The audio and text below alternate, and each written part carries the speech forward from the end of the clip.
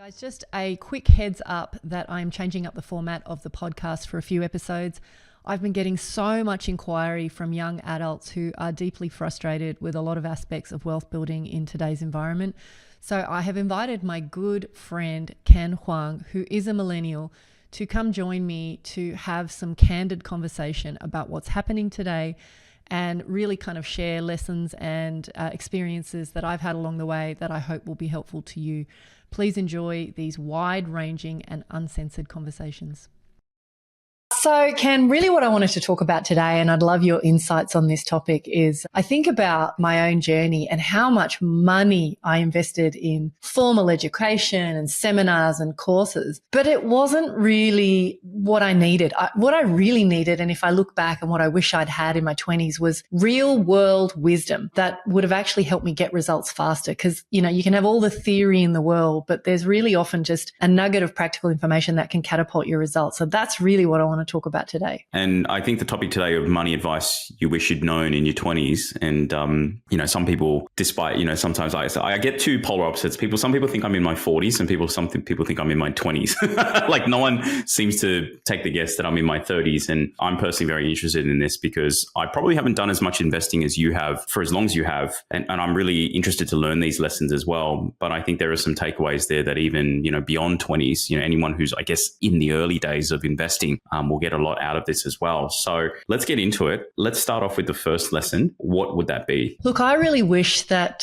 someone had explained to me when I was younger that I need to play the long game. So be an investor, not a trader. I don't think I understood the difference between the two. All I could think about in my 20s when I first started investing was, what can I do today? I never thought about, well, what is it going to mean for me to hang on to those investments for 5, 10, 20 years? And so if I was to explain the difference between investing versus trading, investing is really about holding assets for the longer term, while trading is really about just trying to make profit and, short-term goals. So if I think about why I've ended up gravitating towards being an investor over a trader, is I think there's just significantly less stress, lower transaction costs. And obviously when you hold an asset that performs relatively well, you get all that power of compounding. I think that patience is a super valuable kind of trait to cultivate. And no one really explained that to me. So I think there's a huge mindset, I think, if you like, where instead of trying to make a quick buck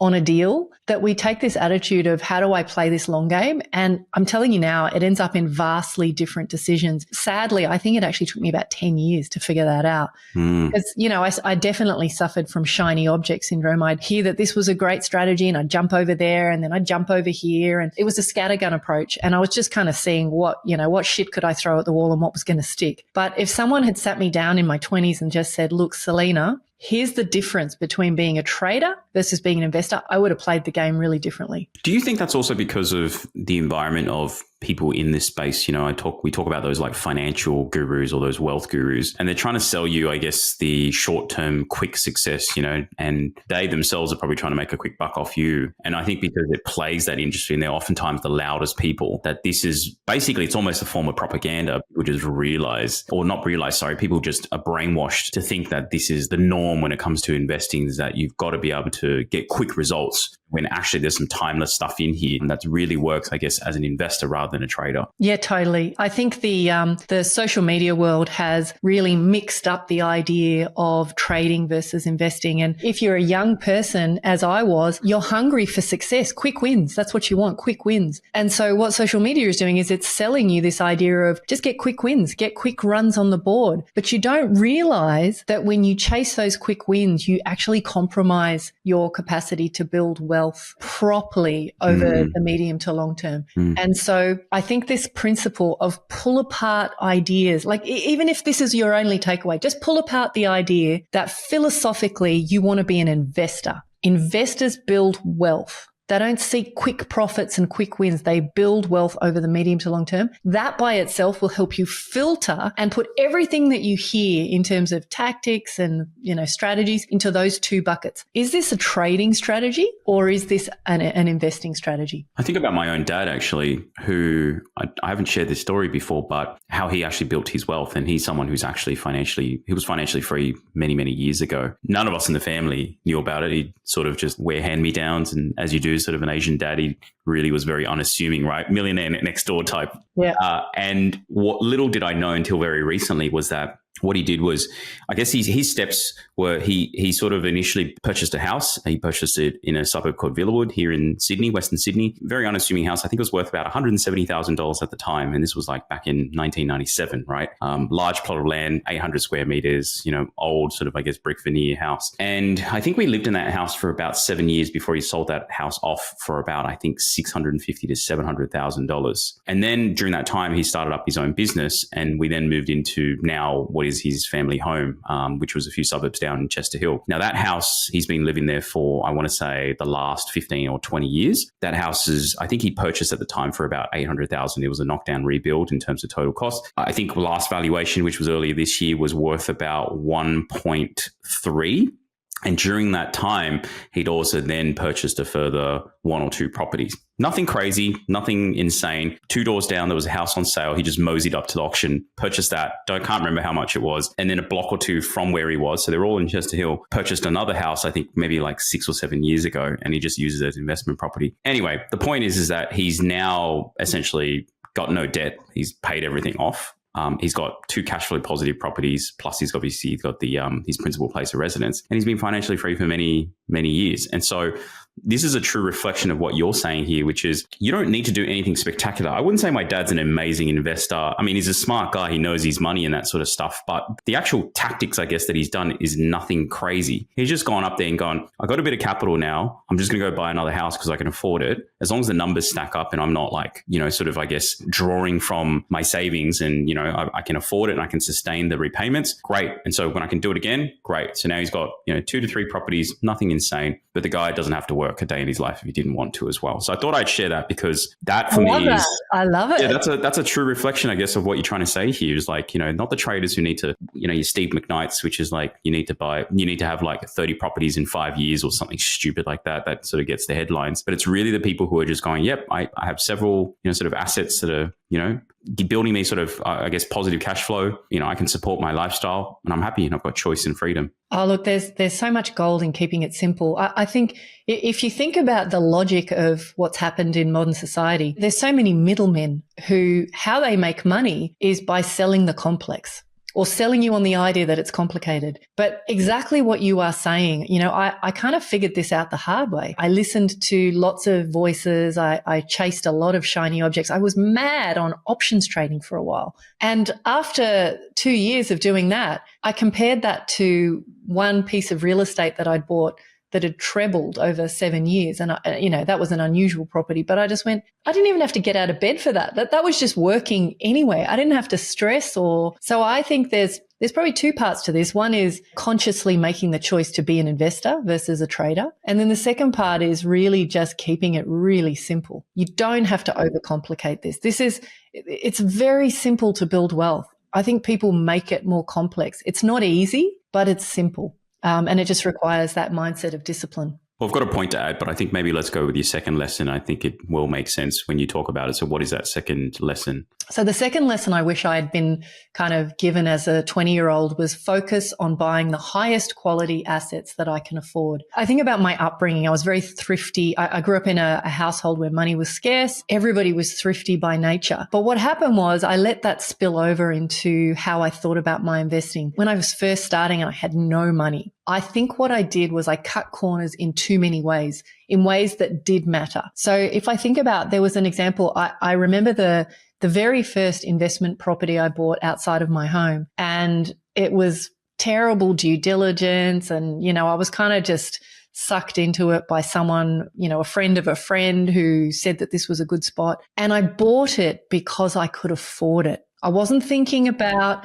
is this the best quality asset I can buy right now? I was just thinking about what can I afford? Like, what's the cheapest possible asset? And inevitably that house caused me lots of headaches. There was a bat plague that came onto the town and couldn't rent it. And, everything that went wrong that, could go wrong went wrong. So I think the attitude to cultivate, and nobody talks about this shit.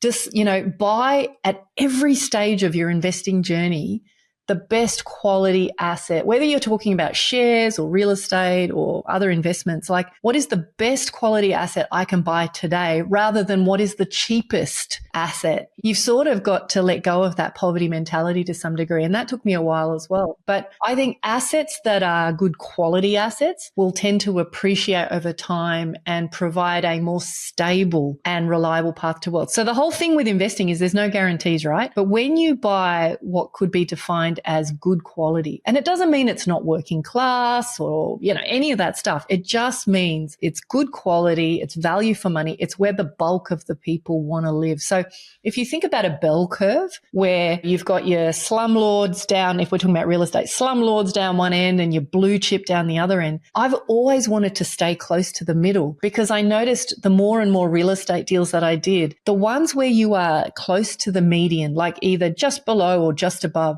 they sell really easily.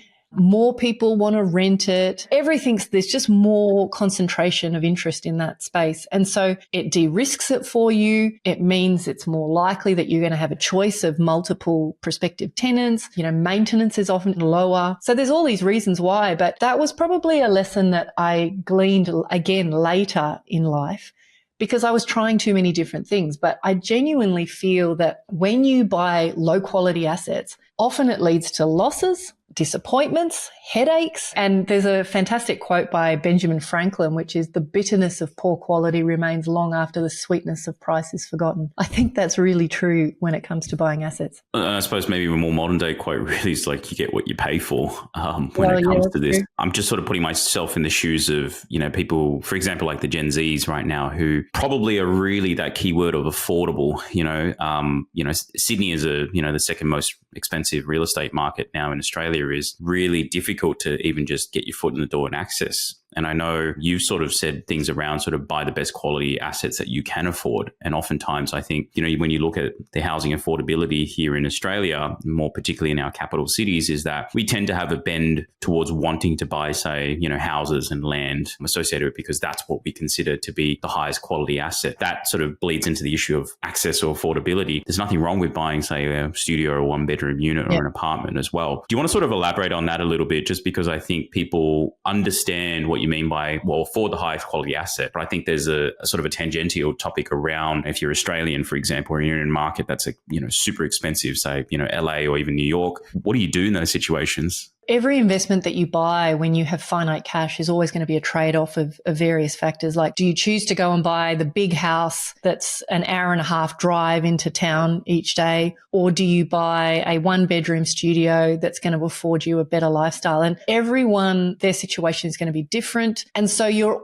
there's never any right or wrong answer here. It's always just about what is my highest value. And so all I'm saying when I go through this exercise with people and they say, oh, there's nothing that I can buy under this price. And then I go, right, let's go to whatever, realestate.com, and let's do a search of what could I buy under this price point. And then, I always like to look at the map version, and it shows you all these red dots where you can buy across, let's say, for example, Sydney, which is an incredibly expensive market. And they're like, huh? Like, I didn't realize that you could buy in that suburb at that price. And then we go and have a look, and it's like, okay, it's a one-bedroom unit, or it's a studio, or it's a two-bedroom unit. And then they think about it and they recognize that they could buy a big house on land in Shitsville, or they can buy in a good quality area where they're probably going to have a much better, and I'm not advocating one or the other, but let's say for a young person for whom being close to the action or in amongst, or having a short commute matters. The conventional wisdom that people tell you about,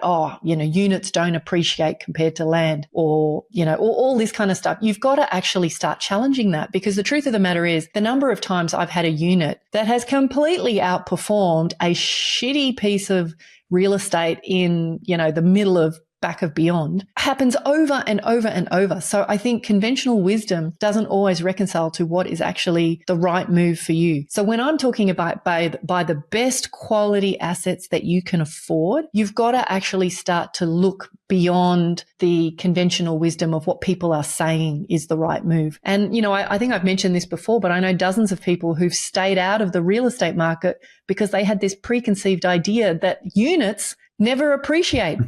And that's actually just not the truth. All right. What's the next one? Lesson 3 was, an obvious one, but time does the heavy lifting for you. So, be patient. I was always really panic stricken when I first started investing that I was never going to get anywhere. And, what I wish is that someone had just said, Selena, relax, just maintain consistent efforts. It would have saved me so much mental anguish. Everybody understands the power of compounding. Everybody understands that time does the heavy lifting. But there are so many famous examples of people who have had remarkable results, not because of any one good move, but because they were just consistent with their efforts. And if I think about the members in my community, there's dozens of examples of people who've just plodded away, made consistent efforts over, 2-3 decades, and they have way more wealth than they would ever need. And I genuinely think that people are constantly looking for the angle or the right move, relates to what we said a moment ago, looking for the one deal that's going to catapult their wealth.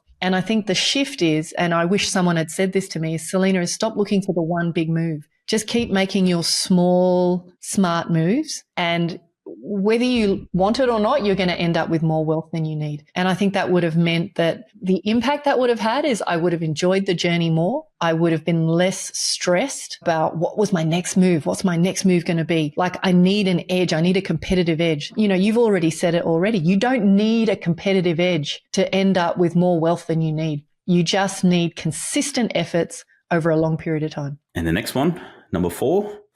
So we've covered this to some degree, but keep it simple. Stop endlessly searching for variety. So my nature is to get bored. I like variety. I like to eat at different restaurants. I like to try different foods. And so if I think back to who I was as a younger person, I was looking for excitement in my investing. I loved the emotional high of winning, which is probably what, drew me to things like trading. But as time has passed, I think age has taught me that investing should really be like watching paint dry. It should not be terribly exciting. When I think about the coaching and mentoring that I give a lot of my investors now, it's really about letting go of this need for endless investment options, endless variety. If you can't explain it to a first grader in terms of what you're doing and your strategy and your plan, there's something wrong. These days, I even sort of talk about, we use the word diversification. You should diversify. But people get so obsessed with what the word diversification means that they over diversify, and then they end up diluting the impact of their wealth creation. And so for me, I think that constantly seeking variety, constantly learning new strategies and adding complexity can actually just lead to confusion. And if I think about my own journey, I think, at least in the first 10 years, I was so busy learning new tactics, new strategies, that I ended up diluting the wealth that I built. And it was really only once I started mentally consolidating and going, I've got to really be crystal clear about what I will and won't do, and being totally at home with the idea that it's dull. You're not going to get these high rushes, and there's no moonshots as you might have got with Bitcoin. Simplicity is the ultimate sophistication. And I've really imbued that in my investing. And I think that's made millions of dollars of difference. So I guess it's kind of like the idea, and this is how I'm interpreting it, is like, if you've invested in something, an asset, and it's doing well for you, don't go out and try and like reinvent the wheel and go look for something else. Like, just continue to double down on what's working for you, as long as it's going to lead to the results that you ultimately want. And I think people want that sort of, people get fixated on diversification because they are trying to de-risk. But the second component of that is that I think there's the shiny object syndrome going, okay, this particular investment strategy is getting me this X results. So let's just call it, I don't know, give me a 5 or 10% return. but I want 15, I want 20. And so they're chasing those dopamine hits to find the next big thing. When in actual fact, it's like, well, if you just focused on that same thing and you just continue to do that consistently over a long period of time, you're going to get there eventually. And it's probably going to be a less risky proposition versus if you had to constantly learn new. And I sort of relate to that even from a business standpoint where, in the early days of starting, my marketing agency, we would offer like everything. Client asks us, do you do this? We're like, yep, we do it. And we'll figure it out. And what we ended up doing was we ended up coming up with like 15 different services with different processes. We'd have divided attention and focus. When in actual fact, all you got to do is just go, what are we best at? What's our core focus and what's going to lead the best results? And sometimes they're maybe not the most profitable services, meaning like better ways, but we're not as good at it, or we just don't have the capabilities or the people to do it. And so we just focus on what we do best because that's the consistency over time. So I feel like there's a lot of similarities between that and say investing. 100%. Yeah, absolutely. Business and investing are very similar games from that perspective. And I think it's, the human mind thinks there should be more excitement in the process or on the journey. And I think if you can let go of that and really just focus on how do I keep this really simple, spend less than I earn, put it into assets that grow over time, you will end up being incredibly wealthy through osmosis. All right, we've got one last one. What's the last one? Yeah, so my last lesson I wish I'd had in my 20s was to focus on building capital first and then switching to the idea of passive income. I think one of the great problems with a lot of social media these days is they're plugging this whole idea of build your passive income, build your passive income. And to be honest with you, there aren't a whole lot of assets out there that deliver really strong, predictable, sustainable passive income. And, if I think about my own journey, again, I was all over the shop. I was trying to do deals to build income. Then I'd jump across to something that was going to build me capital. I had no idea what I was doing. I had no overarching strategy. And again, my results were very watery for those first few years. And it wasn't until years down the track, as I started to put a little bit of thought into like, what am I really trying to achieve here? That I started to see patterns. And, especially when you rub shoulders with people who are ultra wealthy, like who could, basically live for 200 years and, still have money left over, that you start to understand how they think and see the world. And one of the things that I realized, and it's not like anyone ever said it to me, I kind of more deduced it, but there are two broadly, I keep talking about three parts of the wealth game, but two parts to the wealth game that people need to understand, especially at the start of their journey. Part one of the game, focus entirely on how do I take $1 out of my pocket and put it into assets that grow you. So this is all about accumulating capital growth-based assets. Once you are further into the future and you've got this pool of capital that you control, then you can take steps to start investing in assets that deliver you income. But what happens is, and I see this again, you conflate the two. You think they're both strategies that you should be implementing at the same time. It's tough. It's a tough gig to try and do both at the same time. And a bit like what we said before, you just dilute your impact. You end up sort of not doing either one really well. And because time is our best friend, we waste time. Why? I mean, I'm just, again, playing devil's advocate. If you're someone going, well, I can generate, say, passive income from said either assets or my own business, or, I'm selling info products, which is what a lot of those guys spruik, you build an online course and you'll make passive income. Is this a step that you can skip? I mean, you talked about the fact that there aren't really many assets that genuinely give you passive income. I guess the rebuttal is like people will probably say, well, there are some things that do build passive income. So how crucial is this first step? Is it something that you can skip and just move straight into just focusing on passive, or it's not possible? You have to build that value in order to do it. And then if you can give like an example, because I sort of think about like, well, how does building capital first lead to then better passive income? Like, I think the mechanics or the maths behind it would be important here. Yeah, look, I mean, I guess when I'm stating these principles, I'm talking to the average Joe, the person who doesn't have a silver spoon handed to them, who has to make it on their own. They're not going to get a hand up, or, they're earning okay income, they're in an average job and they want to build wealth for themselves. If we're talking about someone, and look, there's no question you can make fantastic income from business, but I don't think of that as investing in the sense of buying assets that you keep over the long term necessarily.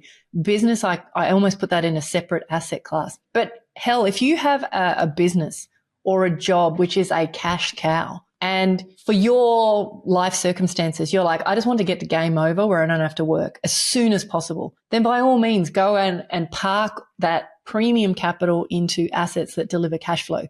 because your priority is how do I take this cash cow, this high income, and convert it into another income stream so that I can get away from my active income. That's the game you might play. And I do have clients like that, clients who have, for various reasons, just ended up in a stage of life where they haven't had time to think about investing. They've just been, head down in their business, and they want to grow their the income that business generates. Then they lift their head and they go, oh shit, I probably should have been doing something by now. And a lot of business owners are guilty of this. So then they say, well, I don't have the time or the inclination to grow my capital base. I have this cash cow. I don't know how much longer I can keep running the business at this level of intensity. I just need to build some passive income. So they're the people that will go in and they will look for what assets are going to give me a high passive income. Everybody else who is on either a fixed income or they've got like a good income, but maybe it's nothing wild. If you don't invest in assets where you can grow your net worth over time, you end up just being behind the eight ball. That it's almost like a savings. If you think about what most financial planners do, is they tell you to put your money in these products that just grow and compound over time. And to be honest with you, in some regards, that is a savings plan. I like the idea of using leverage to control a massive asset. It's leverage. Think about, you're using this stick and you're rolling a rock down the hill that's just going to become bigger and bigger. And you didn't have to contribute much to control that asset. So for example, with real estate, I might put in 10 cents out of every dollar of asset that I control, but it's the dollar that compounds. If I go out and buy a share, unless I'm prepared to take risks and go and get margin loans, I've got to put $1 in for every dollar of share that I control. So there's not much leverage in that model for me. So when I'm talking about, this idea of there needing to be two stages of the wealth journey, it's for people who don't have the luxury of a crazy high income or infinite income, or they don't control a cash cow business. I'm not saying don't go and do those things. I'm saying though, for my journey, I was just an average Joe. I wasn't going to get a big handout from anyone. I had to make my own wealth. And I was conscious of that. This advice is, if you're just an average Joe and you want to be self-made, then this is what you got to do. Yeah. So I guess the delineation there is, again, putting things into my own words, is this idea that you can either try and build passive income by putting dollar for dollar in, which is obviously shares. But when you talk about, shares as an example, but when you talk about leverage, you're talking about debt, for example. So that is like, if you put down a 20% deposit, say for a property, you get to borrow the other 80% from the lender. You're able to purchase something that's infinitely larger in value than if you only had, say, $20,000 and you can only purchase $20,000 in shares, versus if you had $20,000, that was 20% versus borrowing another 80% of that towards whatever asset it is. So maybe not the best example in terms of the numbers, but I guess the point here is to say it's like you're using someone else's money to grow your wealth. And as long as you don't basically cock things up and not repay that money because you can't afford it and you can't sustain it, then theoretically, if you choose the right investments, that's going to lead to a larger value in terms of net worth. And then theoretically, if you get that right, then that will then lead to passive income. So in, property's case, it could be that you have a passive income stream from the rentals or whatever that case may be. So that's basically how my brain is working in this. And I think that's a lesson that took me a really long time actually also to learn, until someone actually explained that to me, which is to say, hey, the reason why, for example, doing things like, stocks and shares and things like that is slower, it's not better or worse, it's slower, is because you are hamstrung and you are handcuffed by how much you can earn. And if your earning is not particularly high, then how are you going to do it? How are you going to speed this process up? And the only way to do that is really leverage, which is borrow more to be able to, get access into the game quicker, and then let time do the heavy lifting for you. Exactly right. And I think in a nutshell is your goal as an investor is to control the maximum asset base that you can and put in the smallest amount of money. That's the game. But the problem is that people, don't think about the risk. And so exactly what you're saying, you've got to be able to go, could I afford this? Where people got into massive hot water the last 2 years is they bought a whole lot of real estate at very low rates of interest. and then found that they couldn't sustain or manage those payments. And that's why what we're seeing right now in the market is people selling in a distressed state. It is about getting that tension right. Control the most assets you can with the least amount of risk. The 5 bits of advice that I've really shared today, if I had known that in my 20s, I think it would have been, game changing for me. And so I was really clear in terms of sharing this today. I didn't want to do like conventional wisdom. This is like tweaks to the way that you think and your philosophy that can literally have millions of dollars of difference and impact over time in your own wealth scenario.